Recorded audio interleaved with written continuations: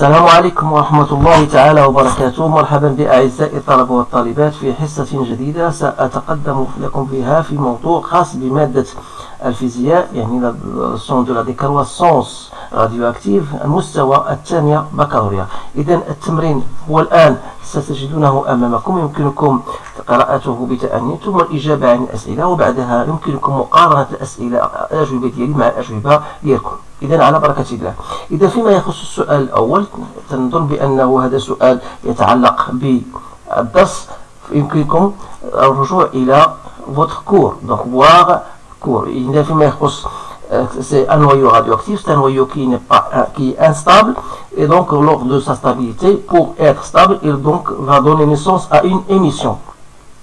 Et pour les isotopes, bien sûr, ce sont des particules, ce sont des noyaux qui se diffèrent par le nombre de masses, qui ont le même numéro atomique, mais ils diffèrent du nombre de masses. Donc ça, vous pouvez le revoir dans votre cours. Maintenant, je vais passer directement à la question 2, donner la composition du noyau. Donc la composition du noyau, du chlore, bien sûr, vous avez 17 en numéro atomique, vous avez 36. Ça veut dire quoi? Ça veut dire que ce noyau-là, il est composé de 36 nucléons. Voilà. Et vous avez le nombre de protons, c'est 17 protons. C'est le nombre de Z, bien sûr. Et qui nous reste, c'est le nombre de neutrons qui est égal à 36 moins 17, c'est-à-dire c'est le nombre de neutrons. Voilà. Donc ces choses-là, vous devez le savoir. En ce qui concerne la question 3, donc voilà, question 3, donnez écrire l'équation de désintégration du noyau. Donc l'équation de la désintégration du noyau, voilà. Donc vous avez bien sûr, il se désintègre selon la réaction suivante, en donnant bien sûr un noyau X de composition Z et A. Et vous avez, puisqu'il s'agit de bêta moins, donc vous avez moins 1, 0. Alors pour déterminer A et B, il suffit d'appliquer la loi de Soddy, d'après la loi de Soddy, si vous voulez.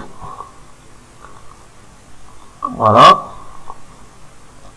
Qui vous dit, voilà que A plus 0 égale A 36, et vous avez Z moins 1 égale à 17. Alors là, vous pouvez en déduire que A, c'est toujours 36, et Z égale à 18. Donc X, d'après ce qu'on vous a donné, n'est autre que l'atome des noyaux d'argon. Voilà la question numéro 3. Pour la question numéro 4, calculer en mégaélectronvolts les énergies de liaison de chlore et de l'argon. Donc là, c'est une question typique que vous devez savoir comment en répondre, tout simplement en appliquant votre relation que vous avez en cours. Donc l'énergie de liaison, puisque vous avez 17 protons, donc vous êtes MP, plus le nombre de neutrons qui est égal à 19, voilà, moins la masse du chlore en question, bien sûr, 17, 36. Tout ça, c'est delta M, donc vous devez multiplier par C2. Donc vous faites votre application numérique, donc fois 1,0073 plus 19 que je multiplie par 1,0087 moins 35,9590, le tout que vous allez multiplier par C2, c'est-à-dire 931,5. Donc tout simplement, vous utilisez votre calculatrice. Donc j'ai trouvé 307,76,76 mégaélectronvolts. En ce qui concerne l'énergie de liaison, de la même manière de l'argon 18,36, donc c'est 18MP plus 18Mn moins la masse de l'argon. Tout ça, vous multipliez par C2. C'est-à-dire, de la même manière, vous allez trouver 307,6744 mégaélectronvolts. Voilà. Donc, la question numéro 5, on vous dit, voilà, comparer la stabilité des noyaux.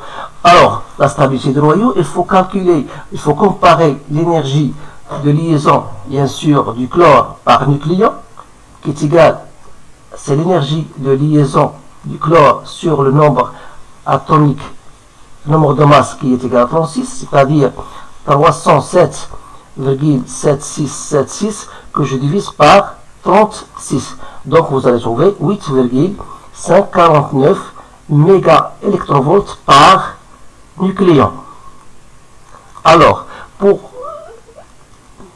pour l'argon, de la même manière, donc l'énergie de liaison de l'argon que je divise par 36, donc de la même manière, c'est-à-dire 307,6744,5 que je divise par 36, donc j'ai trouvé 8,546 mégaélectrovolts par nucléon. Alors, en comparant, qu'est-ce que vous remarquez? Que l'énergie, donc la stabilité, ça dépend de cette valeur-là. Vous remarquez bien sûr que l'énergie de liaison par nucléon du chlore est supérieure à celle de l'argon. Ce qui veut dire que le chlore est plus stable, que l'argon. Tout simplement parce que l'énergie de liaison du chlore est supérieure à l'énergie de liaison par nucléon de l'argon. Voilà. Donc maintenant, je vais passer à la question 6. Calculer l'énergie libérée par la désintégration du noyau du chlore. Donc, toujours, on va appliquer la formule delta E en valeur absolue, c'est delta M C2.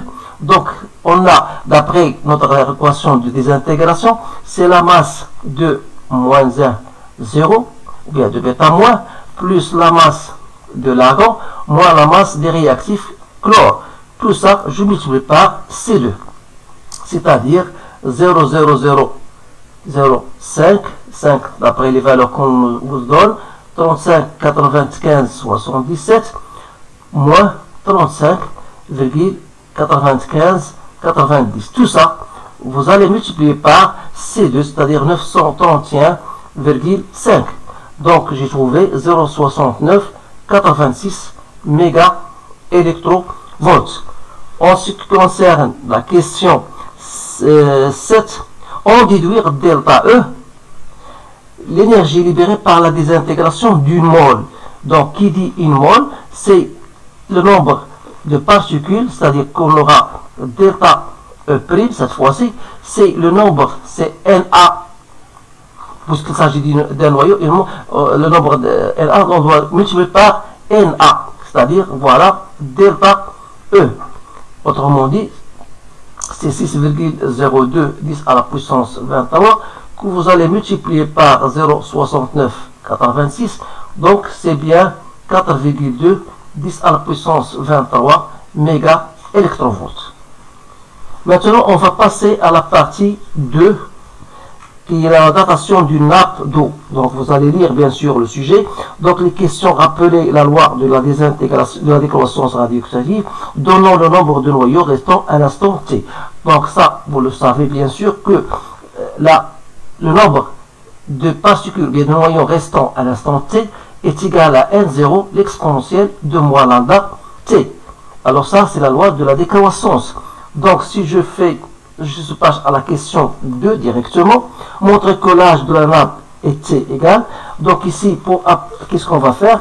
Tout simplement, à partir de cette relation, vous remarquez que NT sur N0 est égal à l'exponentielle de moins lambda T.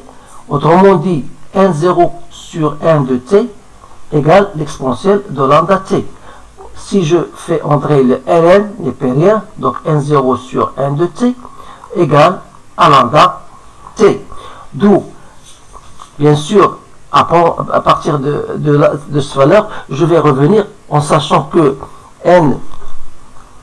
N0, vous avez N0, c'est-à-dire le nombre de noyaux à l'état initial, c'est le nombre de noyaux de Cl à l'instant T qui reste, plus N de l'argon. C'est-à-dire ça, c'est d'après l'énoncé. Donc si je divise par N de Cl, donc j'aurai 1 plus N de l'argon sur N de Cl. C'est-à-dire, donc, dans ce cas-là, Ln de N0 de Cl sur N de Cl sera qui est égal normalement, on a dit lambda t. Donc de là, je tire t égale à 1 sur lambda ln de n0 sur n de cl, toujours. Donc ça m'a donné, sachant que lambda, bien sûr, il y a lambda c'est ln2 sur t1 demi. Donc 1 sur lambda sera égal à t1 demi. Donc je la fais directement. Donc t1 demi sur ln de 2. Parce que lambda c'est ln2 sur t1 demi. Donc il me reste ln de n0 sur cl. Or, c'est ça, n0 de cl sur n1, c'est cette expression-là. Donc c'est bien 1 plus n de A largant sur n de cl. Voilà votre dernière expression. Donc il suffit maintenant de calculer t, donc d'après cette relation là. Donc voilà, donc il suffit de calculer t. Donc t n'est autre que, je remplace 0,10 à la puissance 5 sur ln de 2, que je dois multiplier par ln de 1 plus 14,37 10 à la puissance 6 sur 16,3 10 à la puissance 6. Alors vous faites votre calcul. Donc j'ai trouvé t de 75 10 à la puissance 5 ans. Donc j'espère que ce résultat est bien correct. Il ne me reste que vous remercier de votre attention. Je vous souhaite une bonne chance et je vous dis à bientôt.